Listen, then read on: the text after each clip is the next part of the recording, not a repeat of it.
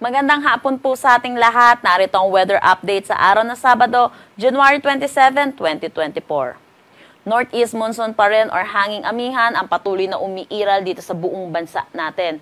Asahan natin makakaranas ng maulap na panahon na may mga mahihinang pag-ulan dito sa Cagayan Valley, Cordillera Administrative Region, Quezon, Bicol Region, Eastern Visayas, Caraga, pati na rin dito sa may Davao Oriental.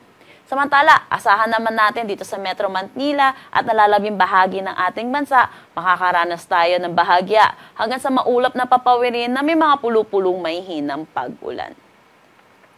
Narito po yung mga naitala nating pinakamababang temperatura ngayong araw. Number 1 dito ang Baguio Benguet with 9.8 degrees Celsius at ito po yung pinakamababa nating naitala nung nagsimula po ang amihan season. Samantala, pangalawa dito ang La Trinidad Benguet with 10 degrees Celsius, Basco Batanes with 15.7 degrees Celsius, at Ilawag, Ilocos Norte with 16.2 degrees Celsius. At top 5 po natin ang Balay-Balay Bukidnon with 17 degrees Celsius. Dito naman sa Metro Manila, nakapagtala tayo ng 19.9 degrees Celsius dito sa Science Garden, at ito po yung pinakamababa po natin na itala nung nagsimula po ang amihan season. Dako naman tayo sa magiging panahon natin bukas dito sa Luzon. Northeast monsoon pa rin ang patuloy na umiiral, kaya asahan natin na makakaranas pa rin tayo ng mga mahihinang pag-ulan. Dito sa Metro Manila, maglalaro ang temperatura between 20 to 29 degrees Celsius, Lawag 17 to 30 degrees Celsius, Tugigaraw 17 to 26 degrees Celsius. For Baguio, 12 to 21 degrees Celsius, Tagaytay 17 to 27 degrees Celsius, at Legazpi 22 to 28 degrees Celsius.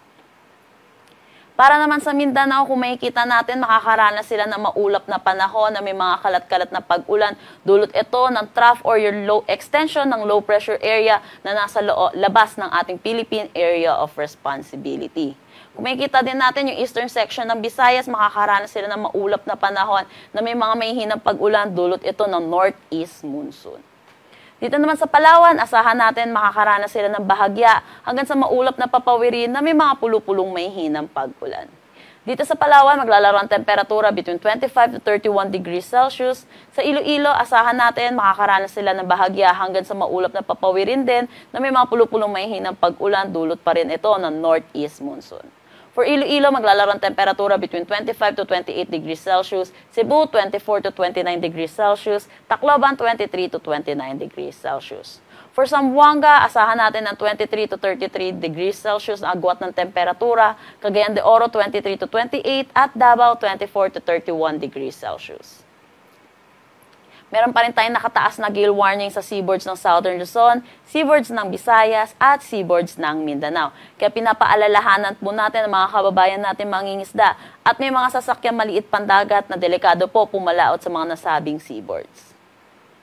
Dako naman tayo sa magiging panahon natin sa mga piling syudad sa susunod na 3 araw. For Metro Manila at Baguio, asahan pa rin natin magpapatuloy ang bahagya hanggang sa maulap na papawirin na may mga pulu-pulong mahihinang pag-ulan, dulot pa rin ng northeast monsoon. For Metro Manila, maglalaro ang temperatura between 21 to 31 degrees Celsius. For Baguio, asahan natin ng 11 to 24 degrees Celsius. For Legazpi, itong Legazpi po kasi nasa eastern section po siya ng ating bansa. Kaya kung makikita po natin, makakaranas sila ng maulap na panahon na may mga mahihinang pag-ulan, dulot pa rin po ito ng northeast monsoon. Samantala, by Wednesday, asahan natin, makikita na po nila ang haring araw. Asahan po natin ang agwat ng temperatura between 22 to 28 degrees Celsius. For Metro Cebu at Tacloban, kung makikita natin, makakaranas sila ng maulap na panahon na may mga kalat-kalat na pag-ulan. Dulot po ito ng trough or extension ng low pressure area na nasa labas ng ating Philippine Area of Responsibility. For Iloilo, asahan natin northeast monsoon po ang patuloy na umiiral sa kanila, kaya asahan natin ang mga light to moderate na mga pag-ulan. For Metro Cebu, asahan natin temperatura between 24 to 28 degrees Celsius, Iloilo 24 to 29, Tacloban 24 to 28 degrees Celsius. For Davao at Cagayan de Oro at Zamboanga City, asahan natin by Davao at Cagayan de Oro makakaranas naman sila ng maulap na panahon na may mga kalat-kalat na pag-ulan pa rin, dulot na itong trough or yung extension ng low pressure area. At dito sa Metro Davao, asahan natin temperatura between 23 to 31 degrees Celsius, Cagayan de Oro 23 to 28 degrees Celsius. For Zamboanga City, asahan natin throughout the 3 days, makakaranas sila ng maaliwalas na panahon, pero hindi mawawala ang mga tsansa ng localized thunderstorm, lalo na sa hapon at sa gabi. Asahan natin ang temperatura between 24 to 32 degrees Celsius.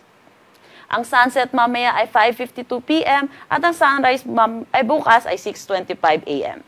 Para sa karagdagang impormasyon, bisitahin ang aming mga social media pages at ang aming website pag-asa.dost.gov.ph.